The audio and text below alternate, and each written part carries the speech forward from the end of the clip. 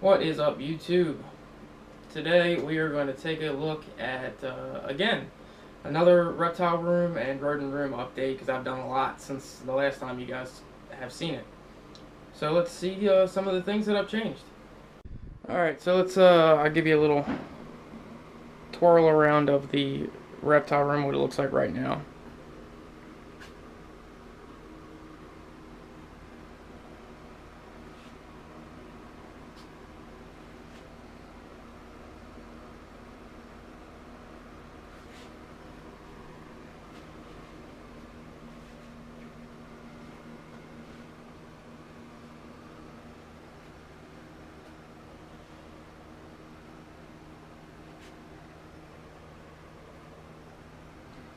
Okay, so that's what it looks like right now. Obviously, it looks a lot different than it used to. So, basically, if you remember, those two white racks, which actually, okay, so there's a chair there. There's the door. That's my board that I put all my stuff on that I need to see. There's my service card. That's where it normally sits when I'm not using it. But let's get this out of the way for right now. Okay. So if you remember, those two white racks weren't stacked on top of each other. They were on the ground with that black rack in between them. And then these two cages, Rusty's cage, that's the Savannah Monitor, and the Carpet Python cage were on top of them. And then the Green Tree Python was on top of the incubator, and that was in the corner. So basically what I did was I put Rusty's cage on wheels, left the Carpet Python cage on top of that, and then put the Green Tree cage on top of that. The incubator got moved over a little bit, and then I put the black rack on top of that just to get it off the ground. And then I put the white racks on top of each other and put those on wheels again just to get them off the ground a little bit. I wasn't used to how cold the floor is going to be. Obviously, we're in a basement right now. At my parents' house, it was, the third floor of the house. So I didn't have to really deal with the floor being cold. So I wanted to get everything off the ground before breeding season. And honestly, the way it's set up right now, it actually makes the room feel a little bit bigger. I don't know why, it just kind of does. And this setup right here with the cages stacked like that, it looks okay right now, but honestly, it's going to look really cool when I get another Carpet Python enclosure like that, and then I'm going to get another PVC cage like that for the Emerald Tree Boa. So once those two are added in, that little stack right there is going to look awesome. Well, this is something you guys don't normally see because I'm normally using them. Those are the light boxes that I use for the videos. I always have them just set up because they're a pain in the ass to put together. So I just kind of stick them over in that corner. Trash cans there. So that little rack down there is going to be the, what's the word? I can't think of the word. It's going to be the, quarantine rack. So that rack's going to come out. I need to redo the heat tape in it because it just doesn't work anymore. I don't know why. So we're going to move that into another room. There's my little heater. Juvenile rack hasn't really done anything. And then pretty much everything over here is all the same. A little bit's going to change over here. Basically, this wall right here and this wall right here are exterior walls. They're not insulated whatsoever. So, in theory, in my head at least, this is what makes sense, is this corner right here is going to be the coldest spot in the room. So I want to get all the racks as far away from that as possible. I think over here is probably going to stay the same. My juvenile rack that I keep some of my breeder males in and then my smaller females is probably going to stay there. I did get males breed out of it, and I actually did get some clutches out of that rack as well. So I'm going to leave that there.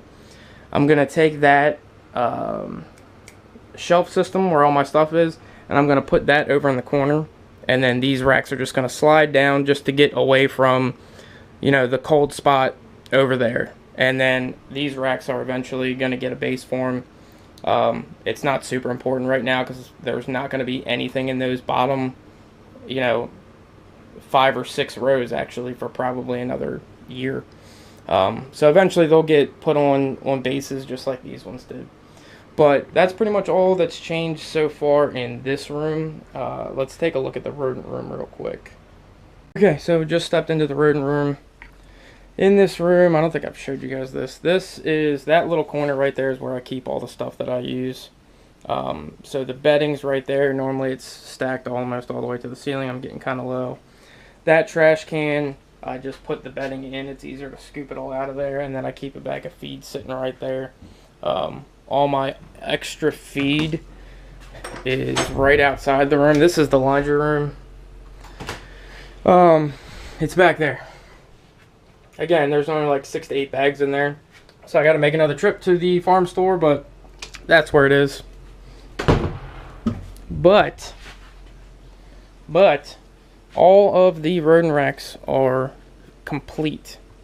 So this one right here, let me step back a little bit. This one right here is all mice, this first one. This is the one that I built when I first bought the house. These 3 right here are all new. So that rack over there in the corner is the first rack I ever built. It's not in use, and I probably will not put it back in use. I'll probably just get rid of it. That's my shop vac over there, the yellow one right there, black and yellow one. It burnt up. I only had it for like a year, so I had to buy another one. There's that one. So these are the new 3 racks right here. This one right here is going to be, I think I'm going to do 2, maybe 3 tubs of African sulfur just to keep some, because I still do have 3 or 4 snakes that eat them. And not many people around here have them.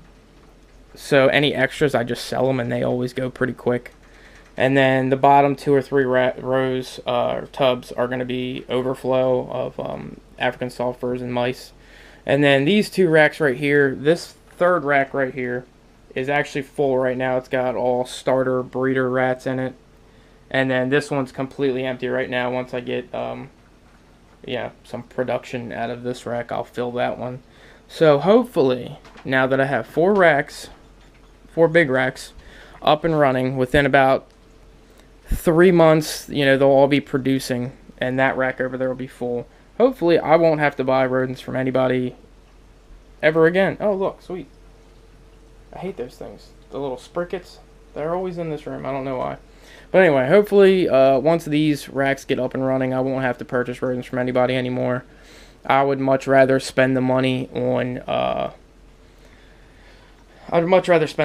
bedding and food and do it all myself, even though it is more work to do it yourself. But I'd rather do it myself than put money in somebody else's pocket. And obviously, if I have extra, I can just sell them. I'm sure I'm going to have extra at some points, and there's a couple people that have already expressed interest about buying rodents from me. So always trying to move forward, always trying to stay prepared. This was definitely long overdue. I honestly probably should have done this when I first moved into the house, but I just underestimated the amount of rodents I was going to need. So that's about it. That's all the updates for right now. So as you can see, there were a lot of changes made to the rooms. Still a handful more changes that will be made pretty soon here in the next month or 2 probably. Stay tuned.